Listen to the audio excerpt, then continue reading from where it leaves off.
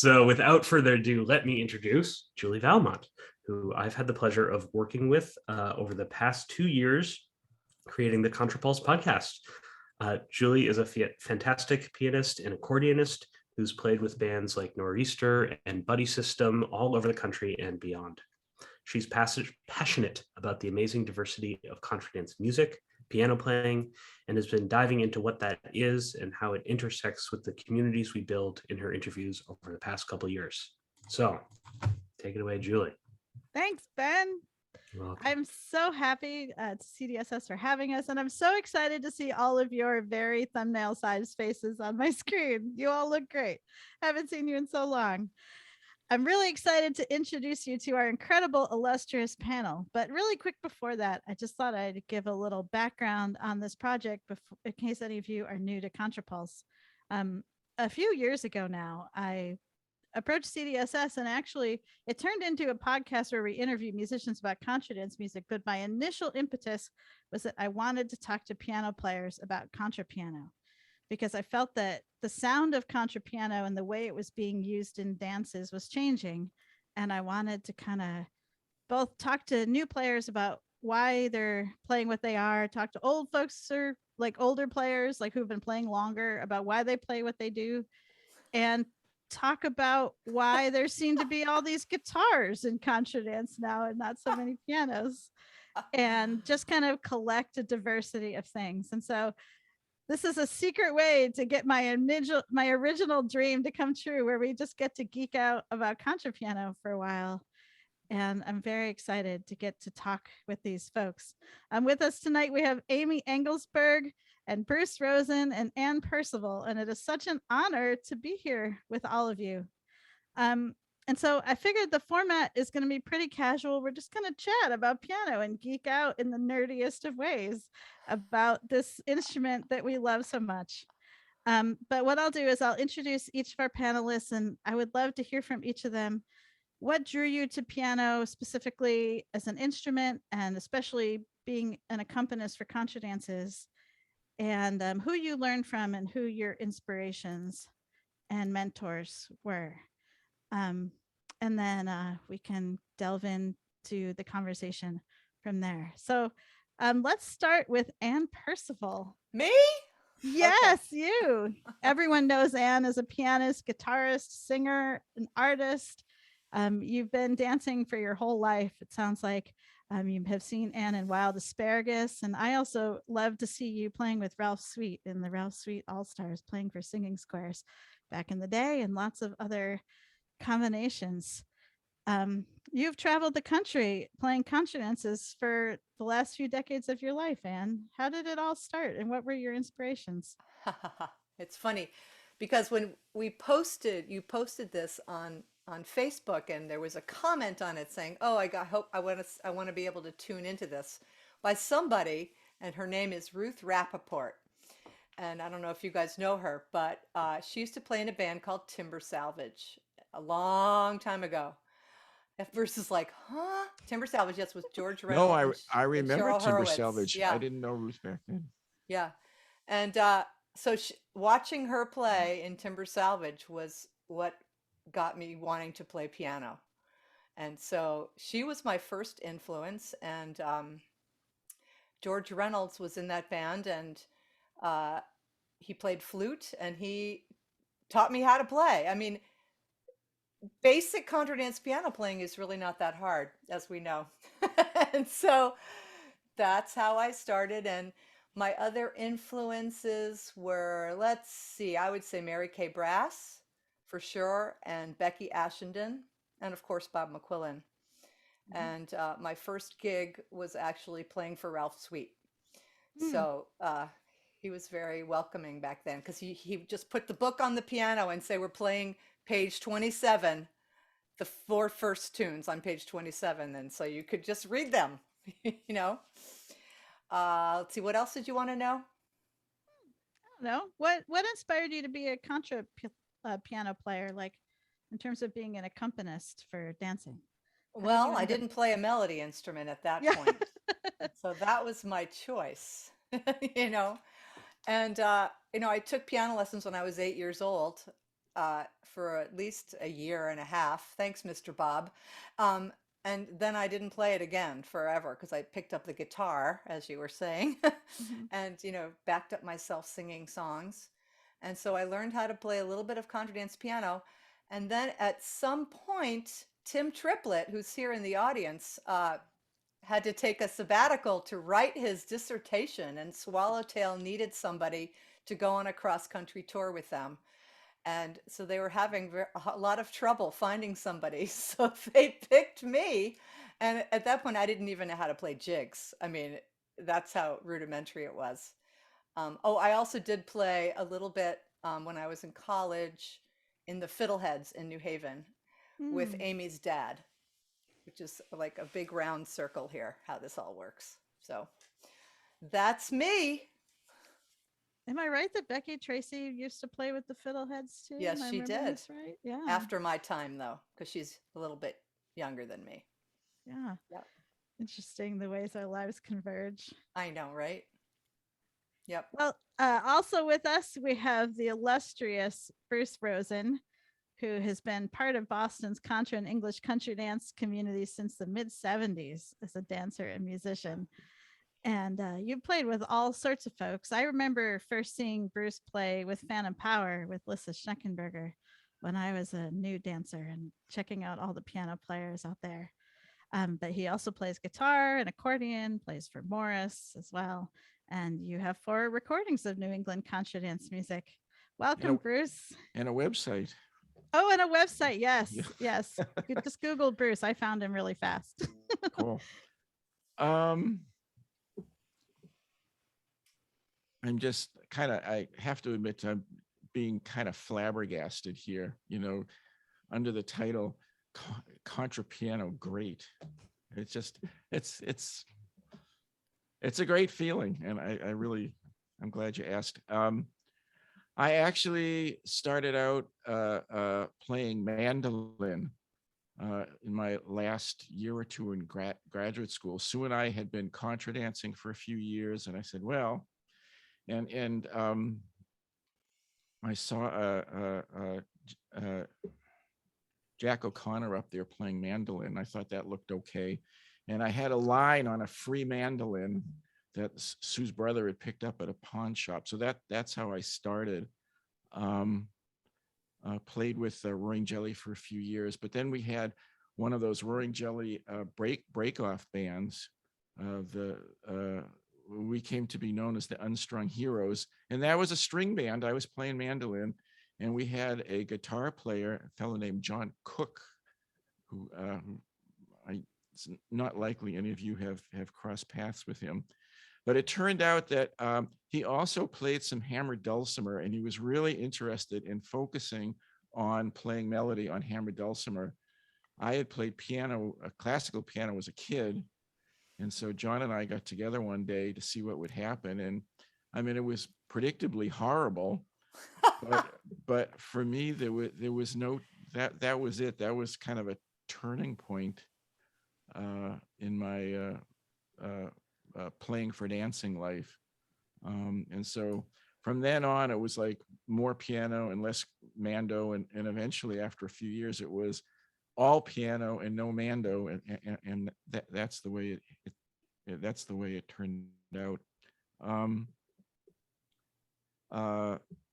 Piano influences, definitely McQuillen. And I don't know if I should tell it now or when we get to the, moments to, I'll just tell it now. This was probably, I don't know exactly, probably mid 90s at NEFA, and New England Tradition was playing. That was Bob McQuillen and the late April Limber and Peter Colby. And they were playing in the main hall. Their style of playing, it was totally no frills. No trading off leads, no harmonies. They just beat the tune to death. And I think they were playing Money Musk, and the crowd in the main hall was just going bananas listening to this music. And that's sort of imprinted on my playing. Mary Kay Brass for sure. She did a recording around then with Bo Bradham called The Belle of Brattleboro. Brattleboro, yeah. You know, just a duo.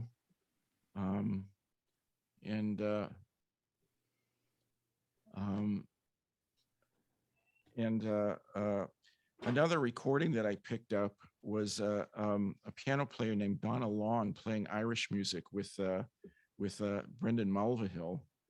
But she was heavily influenced by the Cape Breton players, and she played a very percussive style with rocking motion in the left hand. So yeah, and I guess the other big influence in my life is playing with really strong rhythmic melody musicians. I mean, starting to play with Lissa was another, totally changed my piano playing life. Ooh, I want to dive into that. Save that thought. We'll get back to all these things. Yeah. That's great. And then I'm also thrilled to have with us Amy Englesberg, who used to be in Boston, which is where I met you, and then on the West Coast, and now back here in Vermont. Yeah, we're both in Vermont now. I know. We're so close, and yet so far. And you, I mean, grew up in a musical family and then moved to Boston for college. I think there's a few of us who have started as like classical musicians who have ended up in contra dance land. But then after school, she attended college at Brandeis and kept developing her interests and started playing for piano for contra dances living in Boston, and plays with bands like Wake Up Robin and the Free Raisins. And then on the West Coast, you have a few collaborations. I know Saving Daylight is one of them.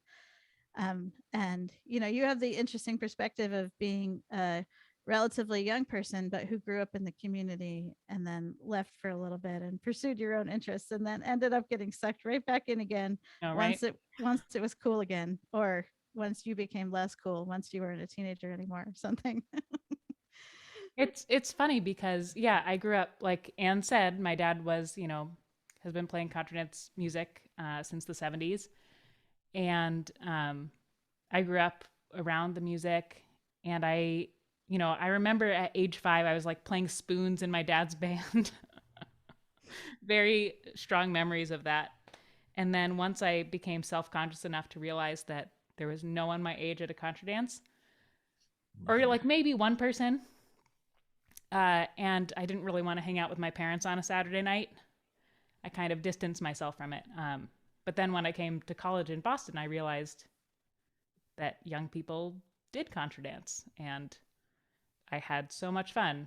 And I was one of those people who was at the Scout House at least 2 nights a week. And it was then that I realized, oh, I could do that. And I saw people like you, Julie, who were, who were young people playing music. And that was not something that I had grown up with. And I saw myself in that. Mm-hmm. So I went home after my freshman year of college to my piano teacher growing up, Ginny Snow. Oh, that's perfect. Mm-hmm. And I said, hey, Ginny, would you show me the basics of contra dance piano? And she said, sure. And we had fun doing that. And I also was shown some things by Peter Spicer, who played with my dad. My God, yeah.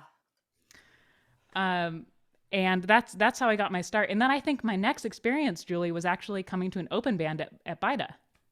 Yeah. We were running. Awesome. And I remember I played like one set, and Max Newman came up to me afterwards. He said, you could get paid to do that. And I said, tens really? of dollars. Yeah. That's what I did. And, I just got linked up with all the young folks in Boston, and I spent so many hours at the Scout House listening to all the pianists in New England and just being a birdie on their shoulder, watching what they were doing. Mm-hmm. And just absorbing all of that. I can't say like any one particular influence. But I mean, I'm just thinking Kate Barnes. I watched a lot. I watched you, Julie. I watched you, Bruce. When I got out to the Grange, I watched you, Ann. And of course, recordings of, and I, saw Bob McQuillen a few times. And lots of recordings. Mary Kay Brass and Becky Ashenden. Yeah, was that it? Did I miss any questions? That's great. I remember there's a spot in the Scout House, the way the piano faces on the stage, that if you sit stage left right before the door to like the backstage, you can sit with the back of the piano facing you, so the soundboard is facing you. And I used to sit there and just listen to all the piano players, and it was like extra piano in my mix, so to speak. And I just used to listen to Mary Kay Brass. She would do this thing where she would like hold on a 5 chord and then go bang, bang, bang, bang, like down the piano. And like hearing folks like Debbie Knight play there, Kate Barnes, Bruce Rosen. And, I think it's great. Yeah, Boston is a good place to learn how to play contra piano because there's a lot of piano players who come through there. And there's so many different styles too. Yeah. It's interesting because I think of the 4 of us as all having very different piano styles, but a lot of our roots are so similar, like I was really inspired by Mary Kay Brass. Like her playing to me had this great combination of beauty and simplicity, and it was like rooted in boom chuck, but then also had all these cool, fun tricks, things that I thought was exciting. And I started listening to like Bob McQuillen records. I loved the New England Chestnuts albums. I love Randy Miller's piano playing on the New England Chestnuts records. It's like clean and elegant and beautiful, and it just lays down a good rhythm. And then I saw Great Bear, and I was like, what is this? Because Kim Yurton is an amazing piano player. She's a classical musician who can kind of do anything. But Andrew and Noah would, of course, give her parts to play. And so there are some tunes where she would play just like straight up boom check. And there's other things where all of a sudden they have her doing counter melodies and orchestral things and just all sorts of things. And, I forgot to mention Kim. Oh my gosh, she totally changed my course. I took a class with her at Pinewoods, and it kind of opened my eyes to developing my own style. Because I'd seen all these people do these things and I wasn't sure how to incorporate any of it. But Kim kind of gave me a key to unlock my own future. Yeah. So and by the way, I'm really fascinated personally by people's origin stories as musicians. I think it's interesting because it's like how the folk community works, where people join it and become part of it and then never leave. But also, I didn't grow up in the folk community. I didn't even know contra dancing existed till my early 30s or late 20s. I was teaching environmental education in Maine, and one of my coworkers was like, there's this thing. I can't describe it. It's like dancing, but cool, and it has really good folk music, and you should go. And she dragged me to this dance in Maine. It was the North Yarmouth dance, and I just remember being hit by the energy in the hall and the piano on the stage. And I went up into the balcony and watched the shapes down below, and I was like, you could do this on piano. But then I never thought about it. And like 5 years later, I moved to Boston, learned how to dance, and it never occurred to me to play contra dance piano until I was at a house party. And the pianist, Barb Kirchner, who's now out in Colorado, she got up and went to go call, and they didn't have a piano player. And they're like, you play piano, sit down. I was like, oh, no. And they're like, here's a jig. I was like, what's a jig? Here's how it goes, right? And, again, you put the Portland collection in front of someone, here's some chords, do it the best you can. Go boom, go chuck, bam. I wish I had a recording of how bad that sounded. No, you don't, Julie. Trust me. I have a recording of the first dance I ever played. Really? Ann or Bruce, do you have any recordings back then? We didn't have like handheld easy things, probably. No, we didn't have, we had No, I those. mean, there was barely electricity when I started playing. Seriously. Did you learn on harpsichord? Yeah. Yeah. But I think like There is. I think David Millstone put it up on YouTube. A picture. It's a video of me playing piano for Ted Sinella's. His second Saturday at the Scout House. It was Well, it was before we moved to Maine, so it was, early 90s, but that's probably the earliest relic of my playing. Wow. That's good. I'd love to see it. Yeah. So for those of you who aren't piano players, it can be an accessible instrument. You don't have to grow up rooted in it to play it. And there's lots of folks to learn from. What are I have some musical samples that we could play for those of us who I want to get into nerdy piano terms and talk about boom check and, all these other piano terms. And I thought maybe I'd play a couple samples so that when we talk about boom check, you kind of know what we're talking about. So these are not meant to represent all of Contra Piano. It's just some things I pulled together on Spotify in 5 minutes. But as you were coming in, we were listening to a little bit of the classic Bob McQuillen sound. Oh, no, that was Great Bear.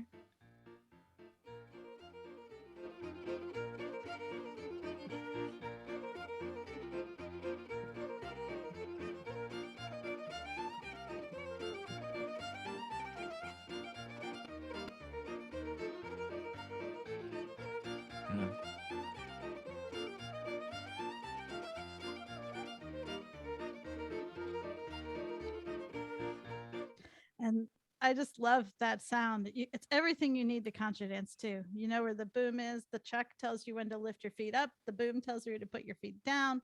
It's simple. It stays out of the way of the tune. He's not doing a lot of fancy chord changes, but those bass runs are elegant.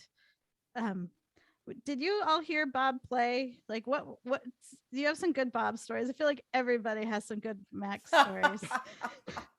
Well, Did you I was fortunate. I conducted festival orchestra, the Sunday afternoon last session for quite a number of years. And Bob was the piano player for that session.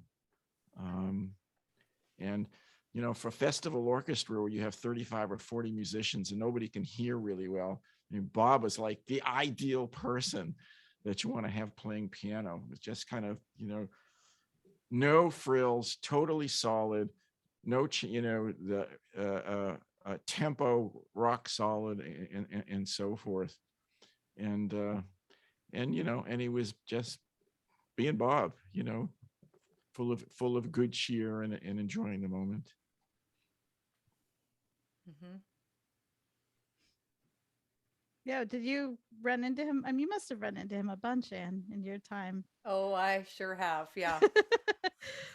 He would pull up in his step van with his piano in the back. Yep. And a coffee maker. Yeah. Hung out with him a bunch in that van. The one that pops into my head is being backstage at Augusta, and he's sitting there, in a chair backstage, and he said, "Ann, how are you doing?" I said, "I'm doing pretty good, Bob. How are you?" And he said, "Well, better than that." So that's like classic Bob McQuillen to me. Yeah. Loved him. I remember he was at Ralph Page Dance Weekend, and I went, and he was taking a nap in the chair in the lobby in between his sets. Classic. And I was so nervous. I was so afraid of him and very shy, and I didn't know him at all. And I walked up and I said, "Excuse me, sir, do you give lessons?" Now you can, of course, imagine how he would respond to this, right? And he was like, "No, I don't give lessons. And I was just play. I'm so sorry. Yeah. And I backed away, and some kind-hearted person who knew him, everybody there knew him except for me, who was new. And they're like, "He's just messing with you. He's actually really friendly. Go ask him again." And I went up and I was like, "Oh, hi, can I just learn about piano from you?" And he's like, "Oh yeah." And he gave me his card. It was green and it had music notes on it. And he said, "Come by my house. We'll talk about piano." So great. But yeah, it was a little scary at first until I got to know him. My experience with Bob is just that first part of the story, Julie. I saw him at NEFA. It was my first NEFA. And, I was also really nervous, and I went up to him, and I didn't ask him for lessons, but I think I was just wanted to tell him how much I admired him, or about I don't know. I wanted to ask him. I forget exactly what I asked him about his piano playing. And I think he was like, I interrupted him in the middle of one of his naps between sessions or something, because I swear, like, my memory is just like he just like grumbled and walked away. I remember hearing him play Amelia's, like they always played it as like the last waltz at the Flurry, or and just hearing him anchor the various festival orchestras. There's just nothing like that sound. I miss that sound, that just super solid sound. Um yeah, I mean, I feel like there's elements of that in a lot of various playing of the various pianos out there. Like I hear a lot of that sound in you, Bruce. And uh yeah, did you like learn anything from him specifically? Like did any of you specifically study his playing and take things out of it? Not really. The only formal lessons I ever had about playing for dancing, this also would have been sometime in the mid-late 90s. I took 4 lessons with Jacqueline Schwab on the topic of how to back up 2-chord Irish tunes. The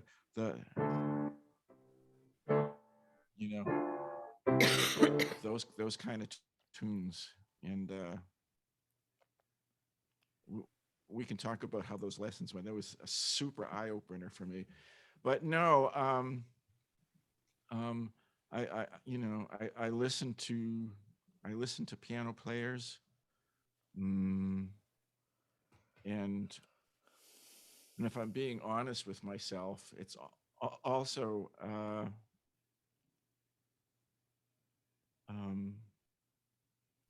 I sort of came to it with the tools, the tools that I had at hand, which were fairly limited. And so there was a lot about, well, if I just play hard, like I hear somebody like McQuillen do it, then that's probably a good place to be. And that's how you injure your wrists. Yeah, said the classically trained piano teacher. Yeah, well, over the years, so it's been I haven't injured myself too badly.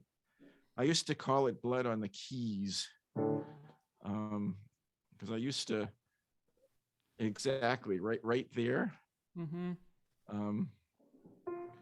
But Kate Barnes was doing contra dance piano workshops at NEFA back in those days, and I asked about that, and she told me, yeah, no, you gotta rotate your thumb up a little so that you're coming down over here, not over here on the edge of your so that was helpful. Really? That's what she told you? Yep. To play with like your knuckle? I can't do that.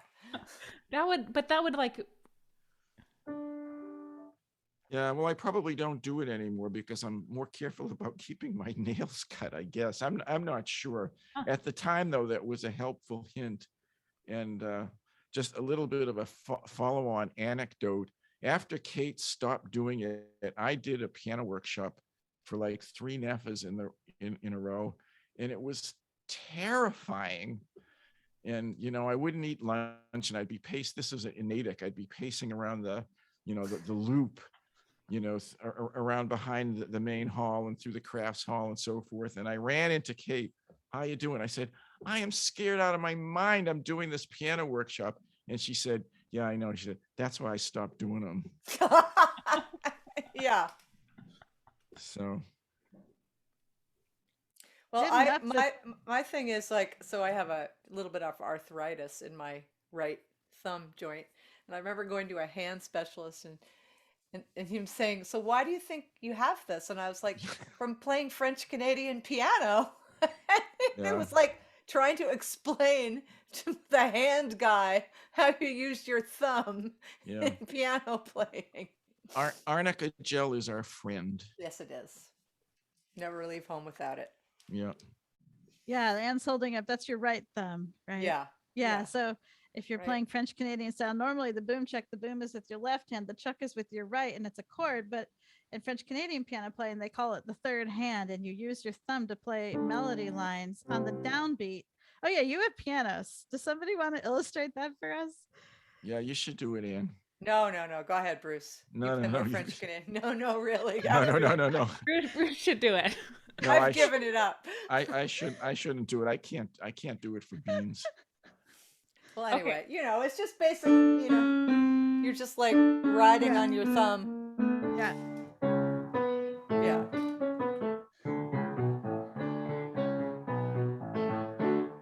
Exactly. Something like that. Yeah. So as the bass line is going down, the thumb is going down at the same time. So you're going down, but then your other hands can do the chord still on the up chuck, as I like to call it.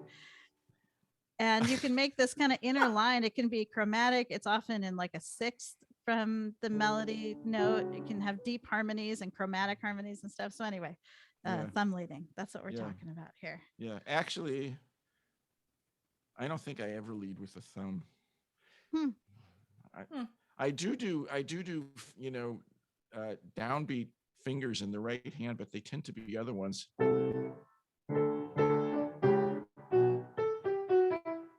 Up there somewhere. Anyway. Like on the pinky? No, the middle finger or pointy finger, depending on what's available. Interesting.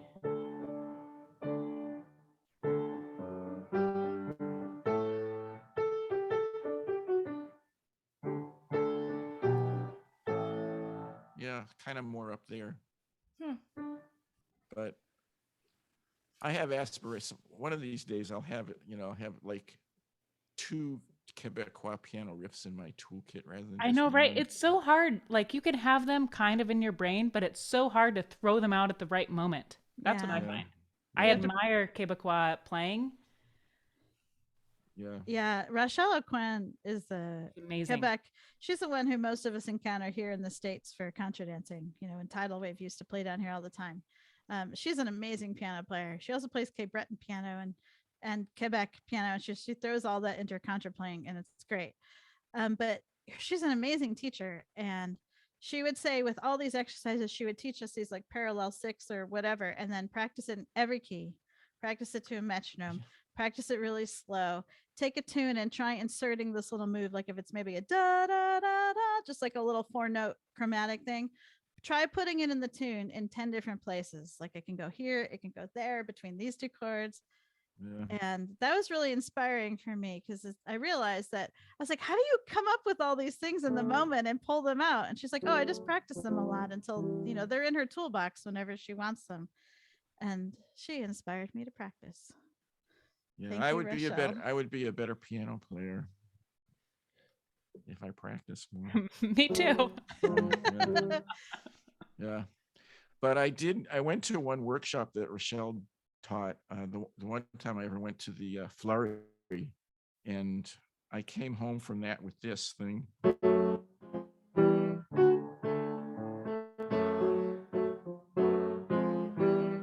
That rather than Yeah. so. That's it. Exactly.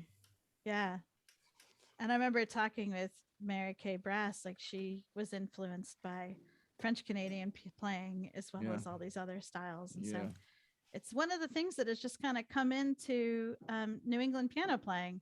And it kind of sounds traditional now. And even like you go back to the New England Chestnuts albums, and Randy Miller is doing some Quebec influence things in his piano playing. Oh. And it's funny because we all, talk about Bob as like the quintessential piano player, but it's also because I never met anyone who is doing it before him, so there's a kind of founder effect. I wish like Bob, I used to ask him who his influences were, and he talked about Johnny Trombley that taught him the move, and he would show me what the move was on the piano that was like his signature move.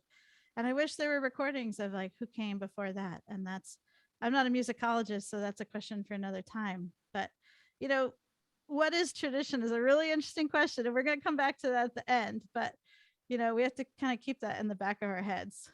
But I am going to play a sample of some of Randy Miller's piano playing on the New England Chestnuts album, because it's also another very classic New England boomchuck style. And this is Lady Walpole's Reel.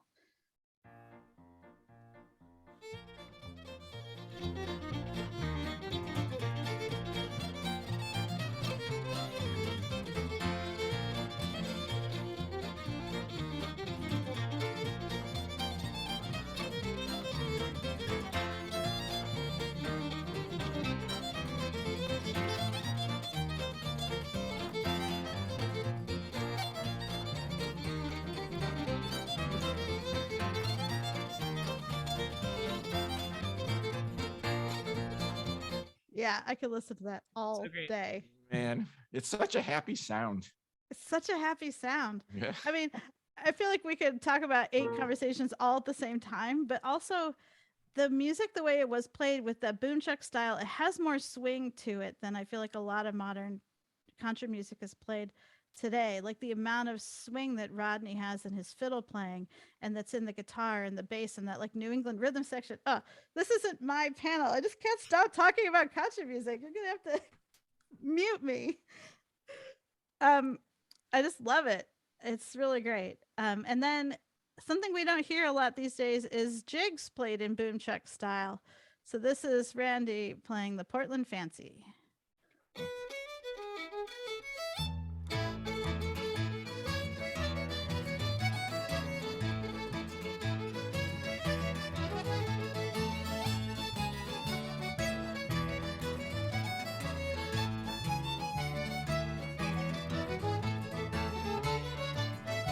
So I remember Bruce, like one of the things I loved about hearing you and Sue play, like when Sue's calling and she'd ask for like a bouncy jig, and she loves the good old bouncy jigs. And a lot of days now when callers ask for jigs, they want smooth jigs. Yeah, no, people don't want dorky jigs anymore, but it's like, there's nothing better than a dorky jig. I wholeheartedly agree. You know? Aunt May's Canadian jig. I could play, well, I was. So when you say that people don't want those anymore, are you specifically referring to the callers? Because we play a lot of dorky jigs. I play a lot of, I am the queen, my friends. Yeah. So don't think that I love with my whole heart. So yeah. You work with a caller who gets it. Yeah. A lot of the time. So are you saying that there are callers that don't want that? They want something smooth and slinky? Is that what you're saying? Yeah. Sometimes, the best thing is when the caller doesn't ask for anything particular.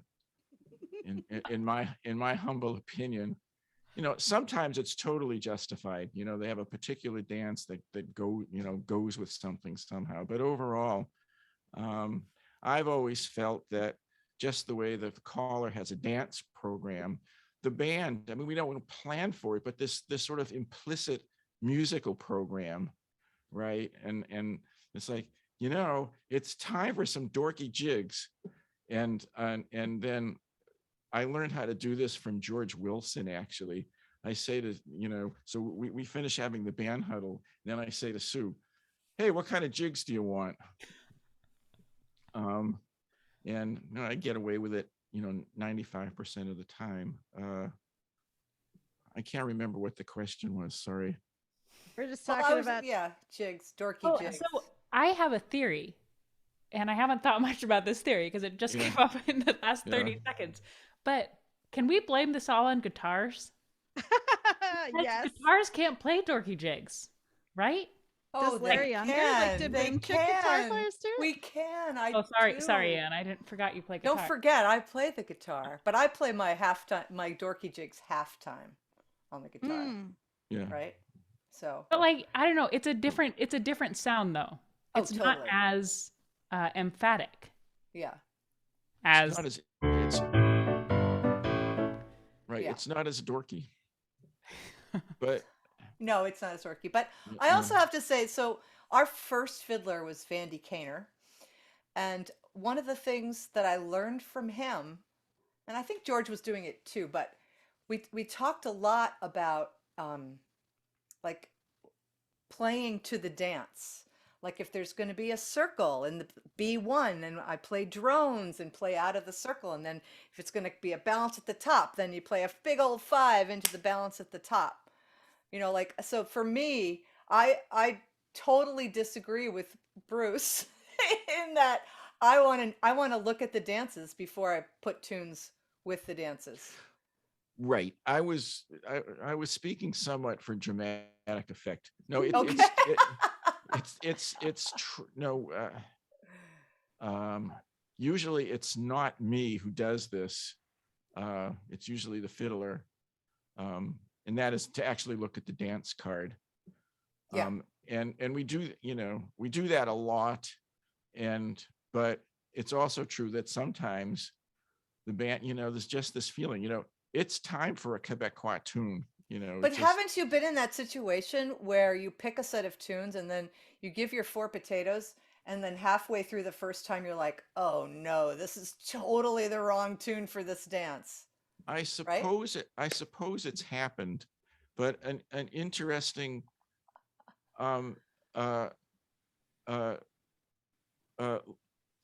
living with a caller, and doing a lot of gigs with that caller, it's interesting in a variety of ways, which I won't go into, but You mean Sue?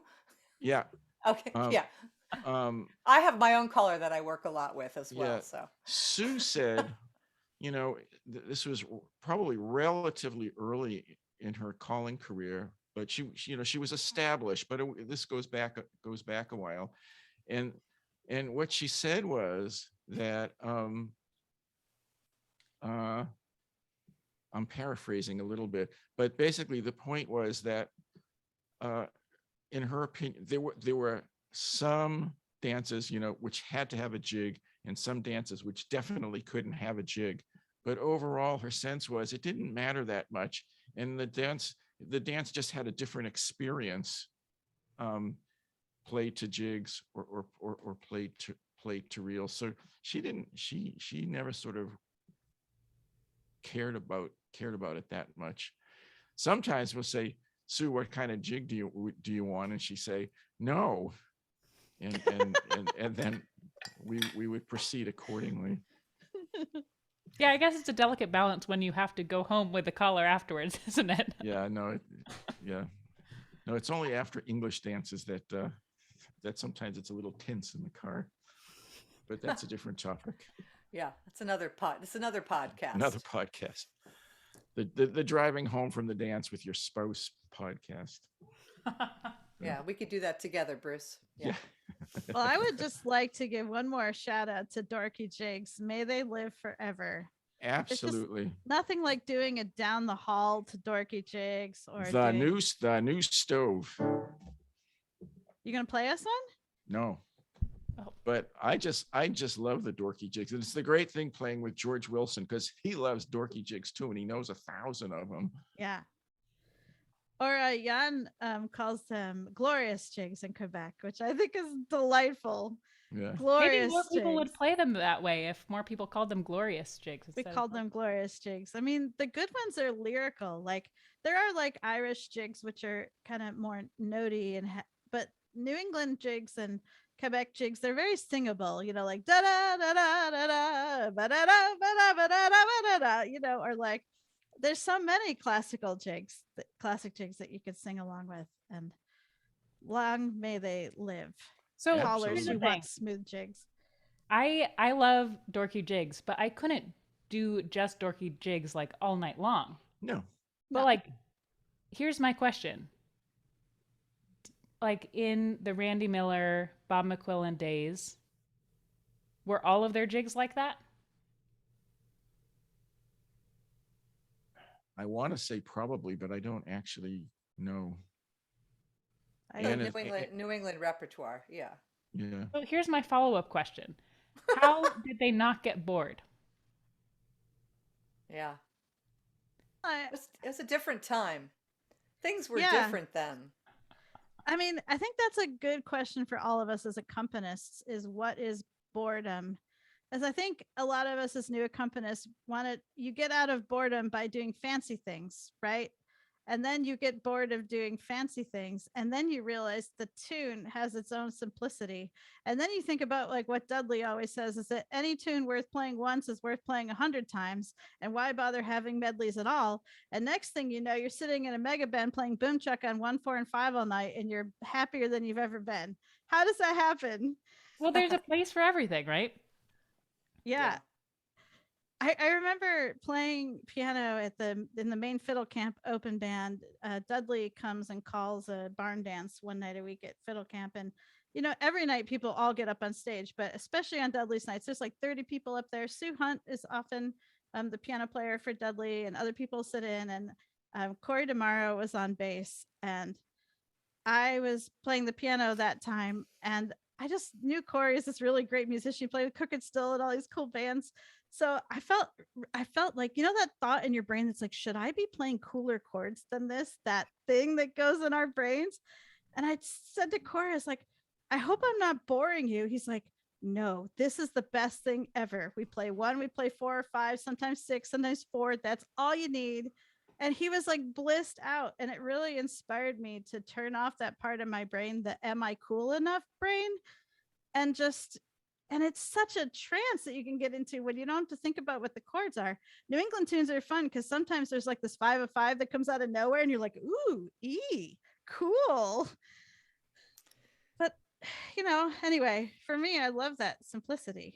Well, my whole thing is all about texture rather than chords. Like if I had to play New England tunes all night, I mean, like, I feel like New England tunes, and I use that as a generality, right? It's like, but the repertoire, like the Bob McQuillen repertoire, like the chords are spelled out. Like there's certain chords you play at a certain time in the tune. And like with Irish music, I mean, there of course are tunes like Rakish Paddy or whatever. You have to find a certain tune. But my favorite kinds of tunes are the one that you can, rock on the tonic on your left hand, yes, and then move all your, like if you play an A minor tune, basically absolutely any note on the piano works. And that's what I love to do. I mean, of course, I love backing up a big mega band on New England tunes. That's really fun. But in terms of like creativity, I feel like I try to strip everything down. And I like, if I'm going to give 4 potatoes and play with people I don't know, I am going to drone on the tonic for a good long time until I figure out what the chords are in my right hand. Does that make sense? Yeah, and that's basically what came out of those 4 piano lessons with Jacqueline Schwab. Yeah, play us. I mean, I learned, it was like, you do things that you don't think of doing until somebody says, oh no, you can actually do that. So this thing about, if you're playing in, I don't know, D minor, and then the next thing you do is a D minor over C. It's like, I didn't know you could play a D and a C together. I didn't know I could put a B flat there.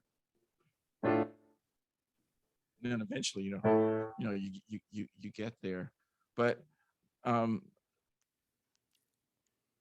sometimes, Ann, I think you and I are like twins separated at birth. Because what you just said is, I don't know, I feel like that's basically what I think about playing for contra dance. Mm-hmm. It's not. It's not about fancy chords. I mean, I wonder, if fancy chords are actually lost out on the dance floor anyway, because people aren't paying that much attention. As we know at the break when we're coming back from the bathroom and someone asks us to dance. Always. Classic, right? Yeah, exactly. So this notion of droning,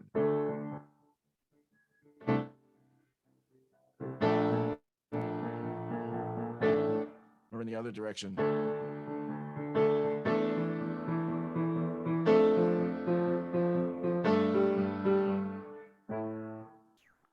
Now I noticed as you're doing that droning, you're doing like a rocking motion in your left hand. Is that right? Yes. Yeah. Yeah. Yeah. And but I think, and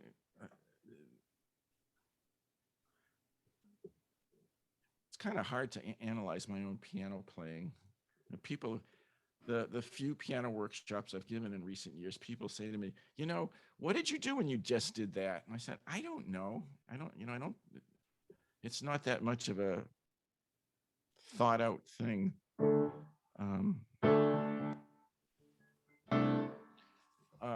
So texture, sure. The other thing is dynamics. For me, the sort of the central thing in my head as I'm playing is a contra line doing long lines forward and back.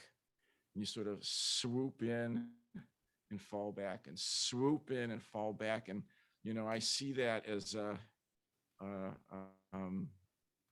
basically you can imagine like a crescendo and a diminuendo there.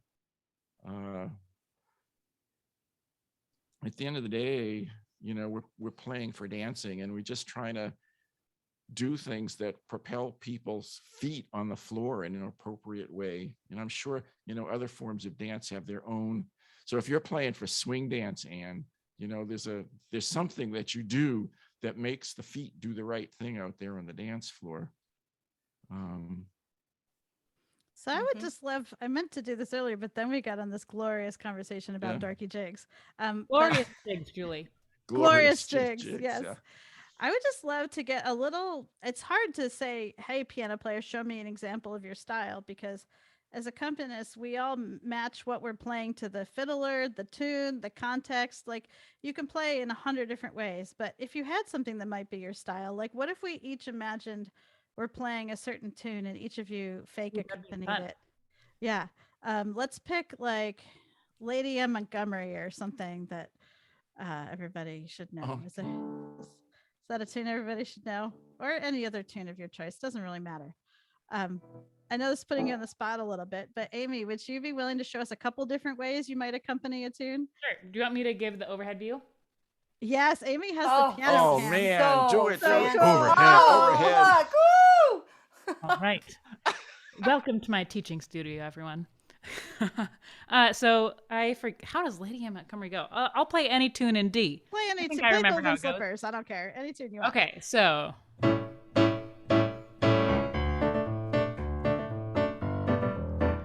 how does it go? Doesn't matter.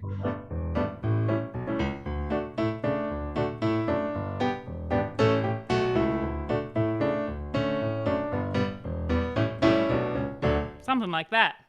Nice. Yeah, great. So I hear the boom and the chuck. I see you often have two chucks. This chuck, chuck, boom, chuck, chuck. That's fun. There's this da-da in there. That's cool. Yeah. And then you're doing some like moving voice lines. And some syncopation. Yep. Yeah. And I have to say, like, a lot of my piano playing, like, I've been thinking about this since you asked me to do this. Like, where does my piano playing come from? What are the, features of my playing? Or how did they come to be? And a lot of it comes from playing with a mandolin. Mm-hmm. Because the way I got started, sorry, I have a cat in here playing with lots of things. Anyway, I got started with the Free Raisins, and we would drive to dance. We got booked. Jeff did all the booking. He booked us, you could drive 2 hours, play a dance for $50, gas money. And then we would record the dance. We would record our playing, and then we'd listen to it on the drive home and critique each other. Wow. And give each other compliments. But we'd say like, oh, what I was doing, we'd hear it ourselves. Like, what I was doing there totally got in the way of this really cool thing that you were doing.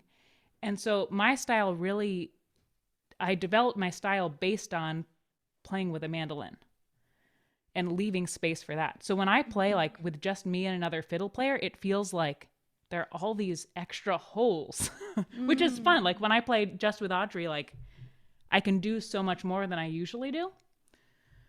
But part of that like double chuck is like matching up with a mandolin. Oh, okay. Yeah. So it'd be like his Jeff strumming pattern. Yeah. Yeah. That's really interesting because my first band that played a lot of consonances was Nor'easter, which also had a mandolinist, and Max played a lot of mandolin. And Max likes to do a lot of subtle things on the mandolin, like moving lines within a chord. And I just felt like this giant wildebeest who could stomp all over that if I wasn't careful.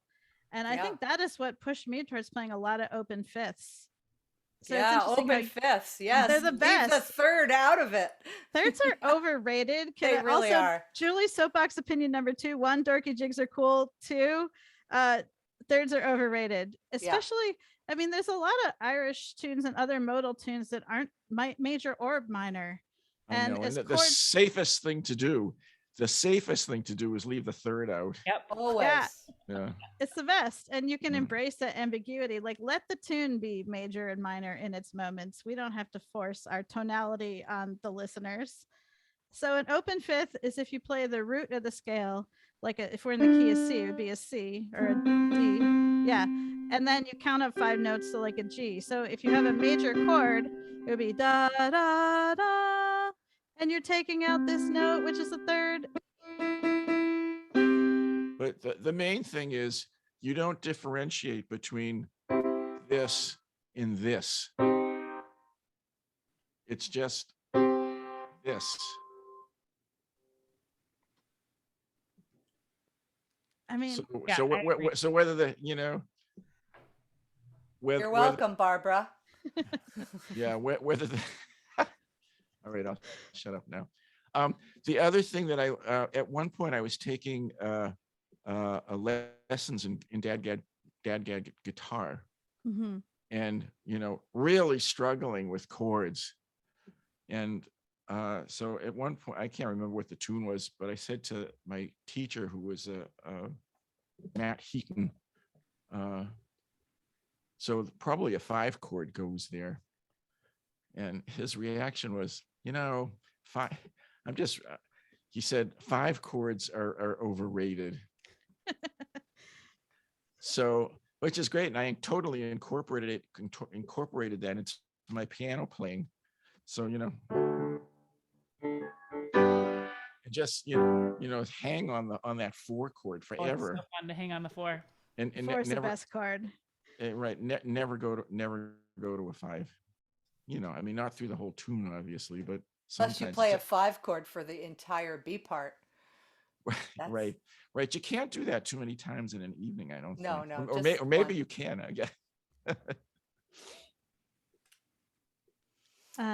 Yeah. Bruce, do you want to play us a little bit while we're here of your imaginary tune accompaniment? Well, so if we were doing, what was the one you suggested? Lady Ann Montgomery. Lady Ann Montgomery. Yeah, I'm gonna do it. Yeah.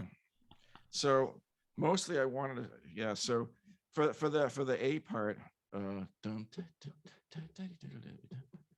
so I would probably start.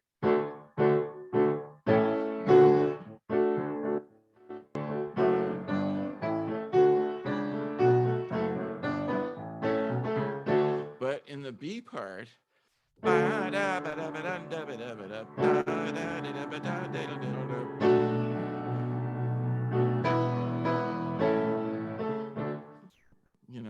again, you can't do that too often in the course of an evening. But this is the or can you, says Ann. Or can you? Watch me, says Ann. So, I don't have an overhead camera, so it's D over a C sharp, maybe a B minor. Yes, you're kind of walking down the scale, harmonizing it as you go. But staying on the D chord in the right hand,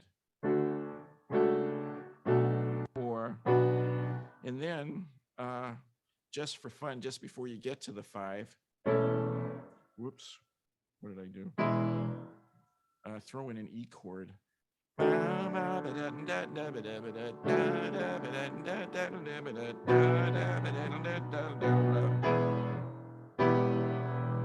not sure I would do that anymore, but I used to. It's probably an E minor. Can we just have a whole panel called things we used to do and don't anymore? I feel like all of us have examples of that. Yeah. Yeah. So for those of us who may not be piano players, Bruce is playing with holding black chords and breaking up that boom check pattern, but it's also a change in the harmonic rhythm where you're playing chords less often than the tune would happen if you played it traditionally. Like you could normally play like 1 1 4 5 1 1 4 5 1, but instead you're just going chord chord chord chord chord chord chord, and playing with that harmonic motion, like how fast the chords come, is a really cool way to build excitement in contra dances, or just bring out a different aspect of the tune. Right, and it's fun to get reactions from the other musicians. Yeah, especially the bass player who's like, huh? Yeah. Oh, can we talk? If we have time, it would be interesting to talk a little bit about playing with bass players. Yes, I want to talk about playing with bass players and drummers and guitarists and mandolinists. Yeah. We'll get back to that. Ann, do you want to play a little bit of an imaginary tune? Yeah, I'll play that tune, I guess. You can't really see what I'm doing, but so like one of the things that I love to do, like, there's this part, right? But I might, like, when I like to change it up, I like to do something like, right? So it's the A part, just like rock. You can play the D chord for the entire time, but you go.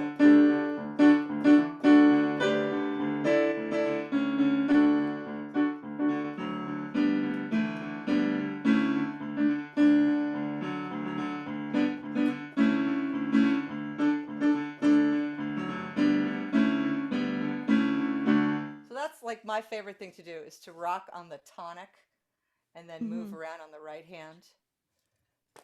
So yeah, of course I could play umpas until the cows come home, but I like to go back and forth between the two. Yeah, right? but you don't lose the essential boom boom boom boom. Oh no, with what you're doing in the left hand. Right.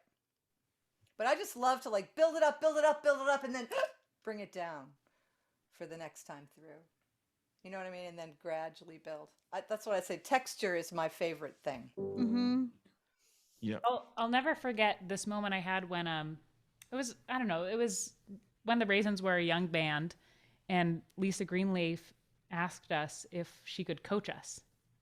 And we said, sure, that would be great, And I remember Lisa standing there telling me, she was like, Amy, move somewhere new on the piano. Move up, keep moving up. And she would just yell at me, do something different.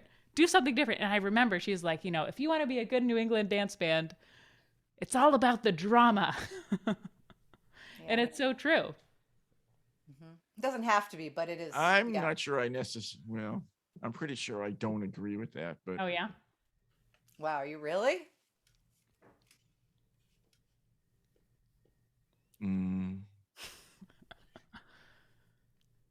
Let me rephrase that.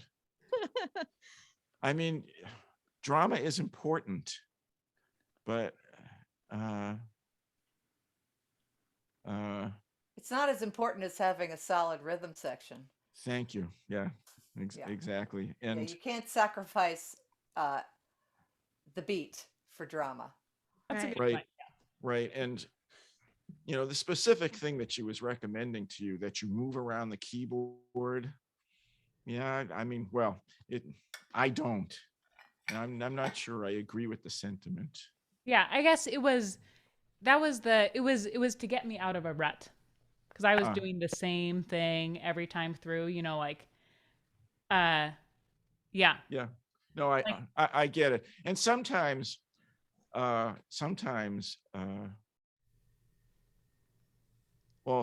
turn around to the fiddler and say, could we please go to the next tune? It's like, I'm stuck here. I can't get out of where I am now. But there is this sense of, okay, what did I do the last time? I should do something different this time. So I'm not boring the dancers. So that I do agree with. But I think my solution would be a lot more in line with what Ann was talking about in terms of, texture and dynamics. And it's different, like when you're playing, like when you're backing up just like you and a fiddle player. Yeah. I feel like when I do that, I have more responsibility. But when I play with my band and I've got 6 people, I can, like if I have bass and drums, Right. wow, that's Yeah, then fun. you can be more 'Cause texture. then you can lean back, and just like let them go nuts, So I mean, I love playing in a big band. So I partly chose you all for the panel because I knew we would have a wonderful diversity of opinions about things like this, which is great because there's just so many different ways to do it, and they're all beautiful and awesome and fun in their own ways, right? Like there's this, the legendary story about a fiddler who said if the piano player's hand went above middle C on the right hand, he would slam the lid on their hands. or So when Nick Hawes said you should be able to play backup piano and read a newspaper at the same time. right, That's what he told me when I was first starting. Wow. right. Or have a conversation with the bass player at the same time, which is what I love to do, Well, I do that too, but yeah. Yeah, exactly. And I mean, when you hear Kate talk about like in her interview with the Vamper book, which is I think actually a lot of those NEFA workshops that then she took and pulled together in book format. It's a great book about contrapiano. Has a billion tricks in it. I spent a long time with that book. But she says a lot of these things just come out of sheer boredom, with the boom check and coming up with riffs and licks. But Amy, I also think that a lot of modern contra dancers often want that drama and expect it, and it's fun to do. And we were listening to piano samples, but one of the first things that really caught my ear where I was like, what is that, was hearing this. I don't have it queued up, but let me see if I can get it to get to the right place. Spotify. Okay, this is not it. Let's see if I can get it to about the right place. Bonus points if you know what this is.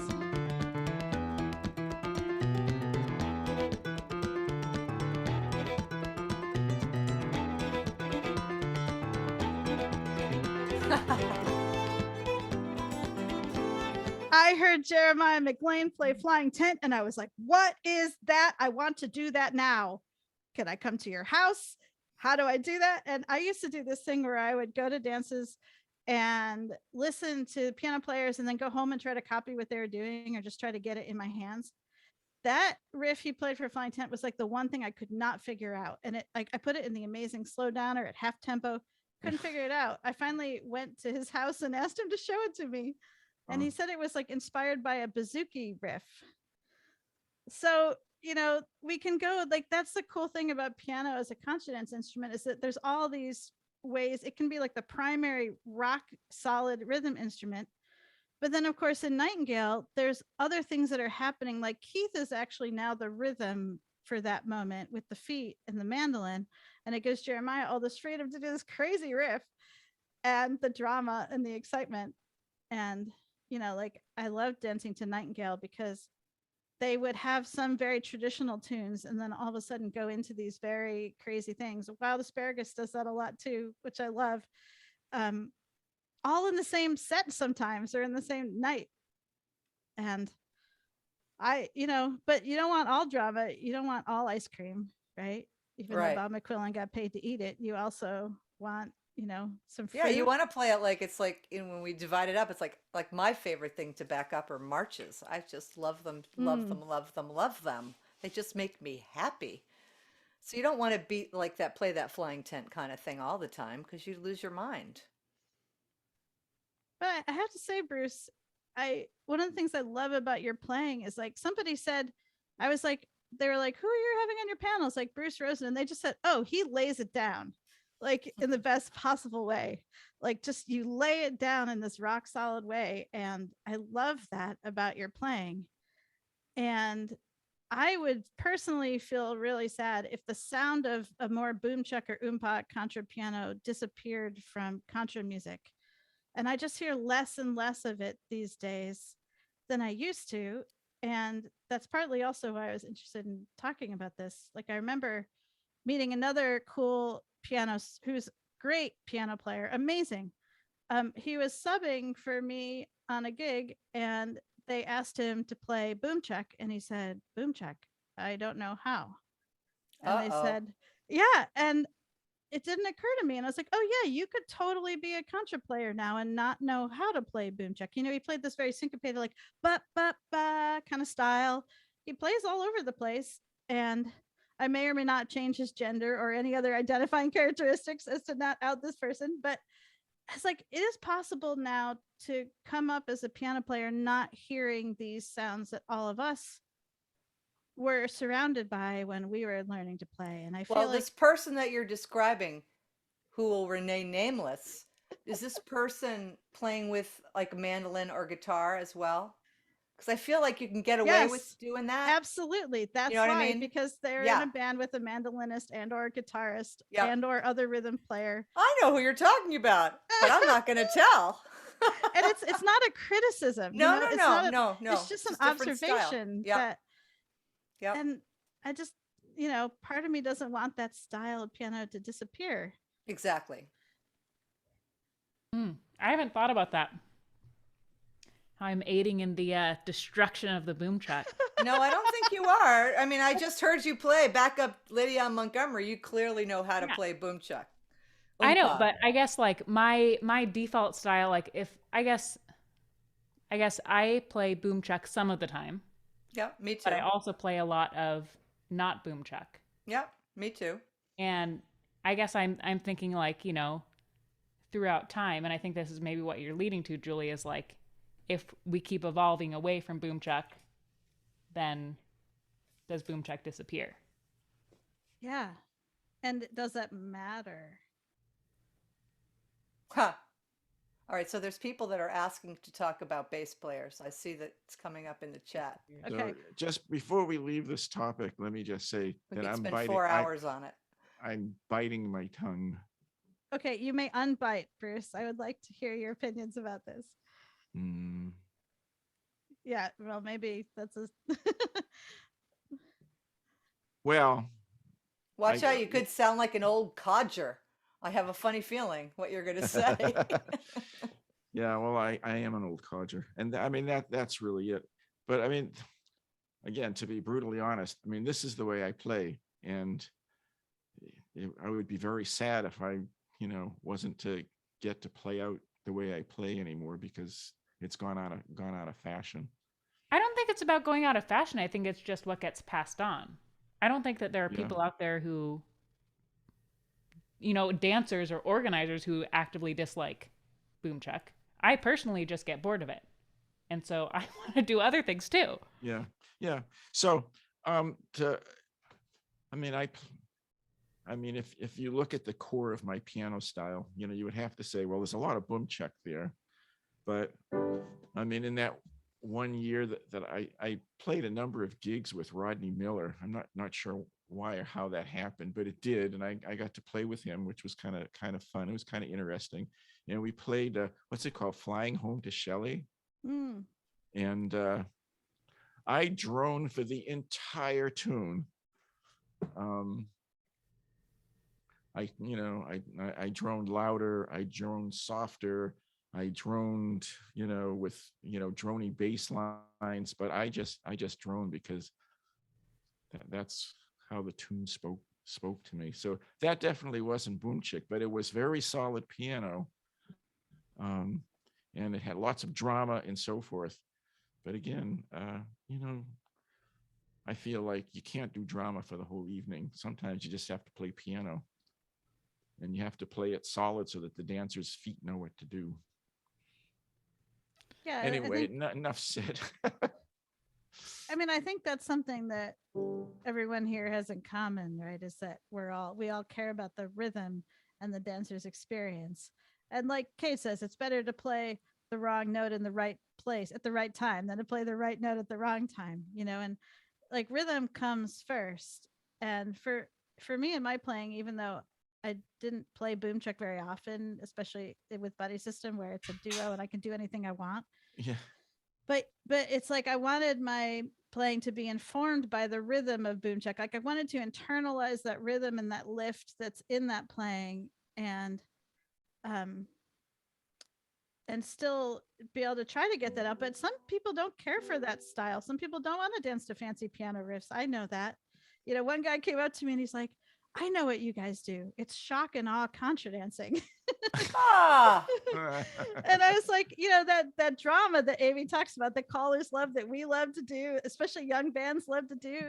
We know not all dancers like that, not all musicians like that. And ideally, all these things for me would continue to exist. It's just a question of, like, I also don't want piano itself as an instrument to disappear from contra dances, because it used to be that every hall had a piano way back when, and now we are glad when they don't, because they're all out of tune and falling apart and have keys that don't work.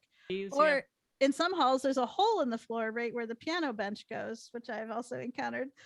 And now it's all keyboards, and there's some people who stopped playing piano for contra dances when everyone switched to keyboards because they don't like it. It doesn't resonate. And that's like, oh, there's so many things we could talk about. Oh my God, there's so much to talk about. Can we have like 4 more installments of this? Like, can we have a halftime break and then come back? Right. How do we even do this subject justice? You all have so much to say. But I think this is a time where, I hate to ask if you have any final thoughts. There's so many more things we could talk about, but what about these people that want to know about playing with a bass player? Well, I think playing with bass and drums is not new, right? And I think a lot of classic, I love the sound of guitar and piano together personally, because it's like the strumminess of the guitar plus the sonority and the octave range of the piano. But it frees you up in different ways to do different things. And when you're playing boom chuck, that's like a band in one, right? But if you have a bassist or a guitarist, like, what are some of the ways for each of you that it changes your playing when you're playing with another rhythm instrument? Well, I have a lot to say on this topic, but I won't say it all. I'll just say, you have to, it's a tricky thing playing with the bass player. Ideally, your bass player would be amazing and can follow everything you do on the piano and has really, really huge ears. And I like to think of basically the piano player is sort of the boss of the rhythm section, and that the bass player needs to follow me unless we work it out in a different way. That's what I think. And when I do workshops, that I do talk about that. Like, the bass player follows the piano player. That's what I think. So other people can give their opinion. I always play with the bass player. So that's why I have this opinion. Mark, I'm sorry you're not here to give your opinion. Yeah, but you guys play in a band. You've obviously worked it out. Yeah, we have obviously worked it out. Yeah. Yeah, but if it's a pickup gig and you show up and you sit down with your piano and you've got this bass player that's been hired, I mean, who gives the 4 potatoes? We do. Yep. So naturally, you would lead. It's like, I mean, of course you follow too, but initially the burden is on us to kind of make it start, right? Yeah. I haven't played with bass players that much over the years. I think I've always found it difficult. Huh. What is a 4 potatoes? We'll get to that in one second. Yeah. I mean, playing with a bass player can kind of restrict what you can do on the piano because they're kind of in your left-hand space. Do you play with other rhythm instruments much, Bruce, or do you mostly? I know you like duos. Is like one of your favorite formats.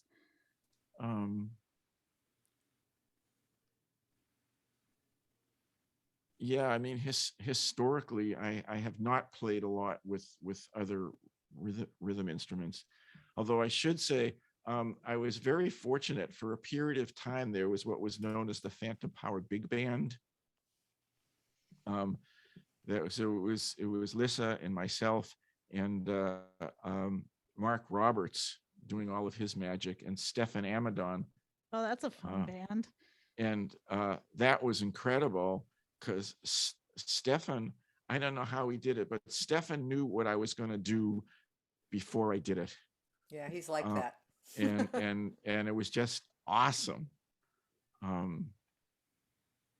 How about you, Amy? I haven't played with many bassists in bands, but in like pickup bands, you know, at festivals or whatever, mostly Stuart. Mhm. And but I played with a lot of guitars and mandolins, and I love it. And Mhm. I guess the way that I approach working with other instruments or rhythm instruments is much more collaboratively. I don't like being the boss of everyone, but I think that's just my personality too. Mhm. um, uh, I really love just talking with other people and, you know, like, okay, I'll do a chord progression, you know, and call out chords or do the, you know, the leaning thing or, you know, okay, your turn or, you know, just, I like it being a more collaborative experience. I feel like there's times when Wake Up Robin is a 3-person rhythm section plus Audrey, right? Where you and Totally. Andrew and Noah are all doing a thing, whatever the thing Yeah. is. And you're like, I watch you figure out in the moment what the thing is going to be and how it's going to change. And that is, but it's so locked in. It's So fun. exhilarating. Oh my gosh, I miss it so much. Yeah. And then Audrey gets to just sail up above on the fiddle and do whatever she wants to up there. Cause you can, as a fiddler, you can't fail if you have a really good rhythm section, right? Like it's just this amazing support. Yeah. Yeah, I remember getting to play with Cal Howard a little bit at the Scout House, and Cal will watch your hands on the piano, which to me is my favorite thing. Cal knew what I was going to play before I did. Yeah. So there was a period of time where I was playing piano for Ted's second Saturday at the Scout House dance.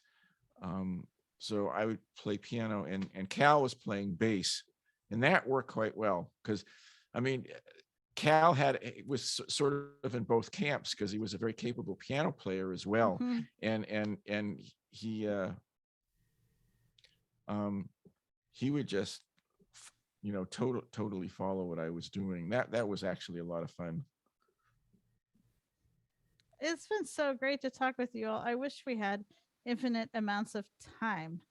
We can have a little after hang in a bit, but you know, I want to thank all of you for being a part of this. I think Ben's gonna jump in, but there's so many things about contra piano that we could talk about, and it's alive and well. And take that, guitars. Yeah. I think that contra piano is one of the best rhythm instruments for dancing. You know, it has the octave range, the variety, the sound, the rhythm, and I don't want to see it disappear from concha dancing. Amen.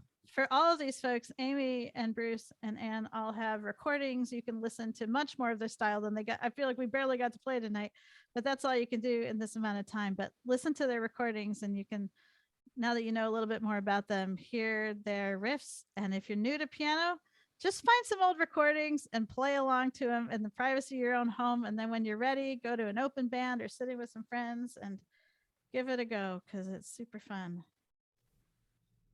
Over to you, Ben. Thanks so much, everybody. And thanks to Julie. And thanks for all our guests. It was such an awesome pleasure to have you all. What fun. And thanks to everyone for being here. Again, that recording will come out. We'll send an email out in a few days. There will be a survey if you can. We really appreciate if you can fill that out. There's also, and we'll send the recording out with that, so you'll see it. Camps are also open for CDSS. If you want to come dance to some piano playing at camp, go to the CDSS website. You can see that. Joanne, I'm not sure if you want to chime in with anything, but feel free. There you are. Here I am, and I also just want to mention that Julie is co-leading a contra dance musicians course at Camp Cavell this summer, and there's some space available for that, and you can sign up at camp.cdss.org and just look for the link that says register and come work with Julie. Bruce is on staff for some camp sessions this summer, so it's going to be really fun, and we hope to see you all there.